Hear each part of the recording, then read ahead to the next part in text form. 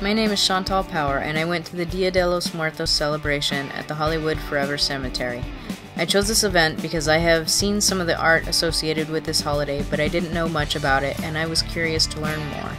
What I did know was that Day of the Dead is about celebrating the dead and the lives they led, which I think is healthier than just mourning the loss of life.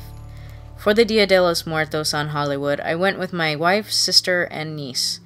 We arrived an hour or two after the celebration had already started, and there was no parking in the immediate vicinity, so we parked about 3/4 mile away at a little Mexican restaurant.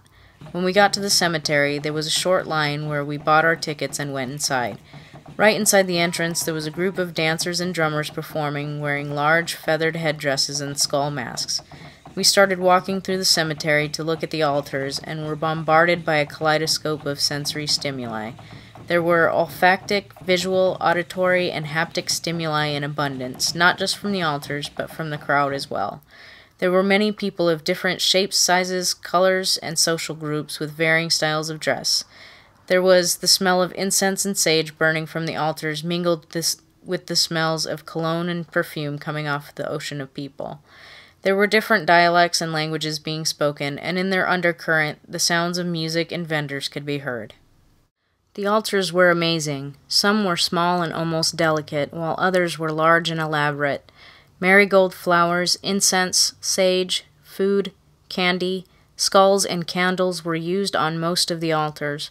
Some of the altars were watched over by family members in intricate costumes.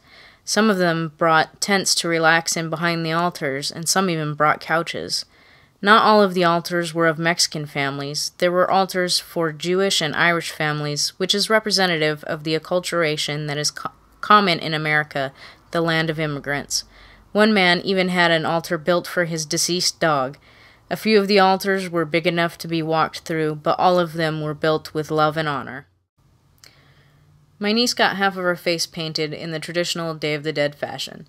We got a snack at one of the many vendors at the event, and then headed over to the mausoleum that was set up as an art gallery with artwork from amazing local artists. After that, we watched the drum and dance group again, but this time they were on an island in the middle of the cemetery. Then we heard music coming from a small bandstand and went to check it out. I didn't recognize the musicians, but the crowd seemed to know who they were and were even yelling requests. The band played one of the requests, and hearty greetos rose up from the crowd. By this time, it was getting late, so we looked at a few more altars and then headed back to the front gate. There were more people waiting in line as we were leaving than there was when we came in. The line actually stretched a few city blocks down the street, and there were hot dog vendors every 10 feet or so.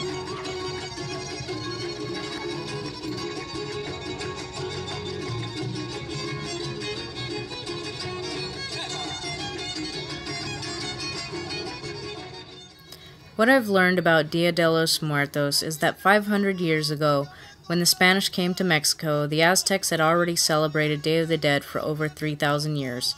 The Spaniards believed that it was a barbaric practice that made a mockery of death, and tried to do away with it, but the Aztecs refused to stop honoring their dead in this way because they believed that life was a dream, and death was an awakening that should be celebrated. Eventually, Dia de los Muertos, which was normally celebrated for weeks around the month of August, was integrated with the Catholic holidays All Saints' Day and All Souls' Day on November 1st and 2nd.